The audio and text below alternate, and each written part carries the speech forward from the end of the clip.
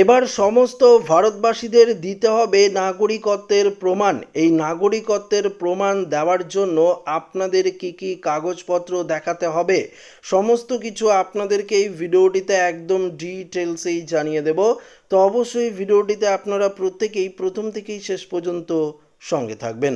ভারতের নির্বাচন commission voter card যাচাইকরণের জন্য একটি নতুন এবং গুরুত্বপূর্ণ নিয়ম চালু করেছে, যার অধীনে নাগরিকদের এখন থেকে তাদের ভারতীয় জাতীয়তা প্রমাণ করতে হবে।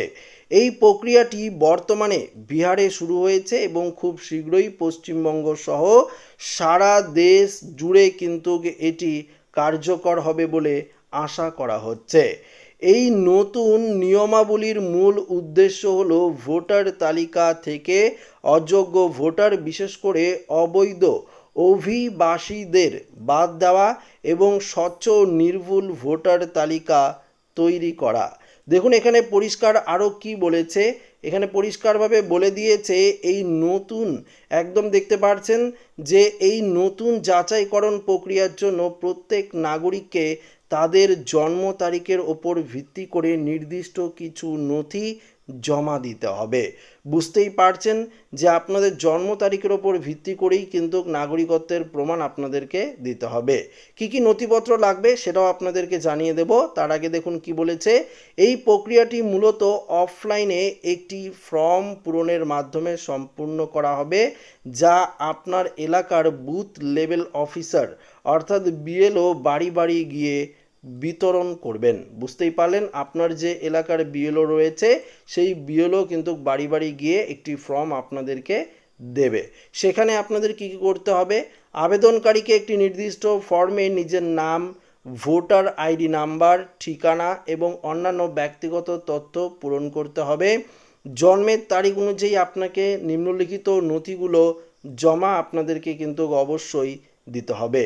আরও পরিষ্কারভাবে কি বলেছে, যারা 1 জুলাই 1987 আগে ভারতে জন্মগ্রহণ করেছেন তাদের জন্য শুধুমাত্র নিজের জন্ম বা জন্মস্থানের প্রমাণপত্রই যথেষ্ট।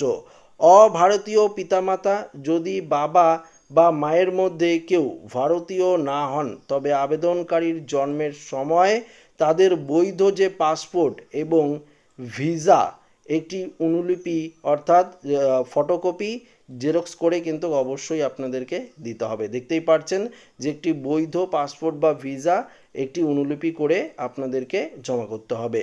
কোন কোন নথি প্রমাণ হিসাবে গ্রহণ করা হবে, অর্থাৎ কোন কোন নথি আপনারা নাগরিকত্বের যে প্রমাণ দেবেন সেটা হিসাবে গ্রহণ করা হবে। 1 নাম্বার দেখুন এখানে বলেছে যে জন্ম সার্টিফিকেট। জন্ম সার্টিফিকেট অবশ্যই আপনাদের যদি থাকে তাহলে কিন্তু দিতে হবে।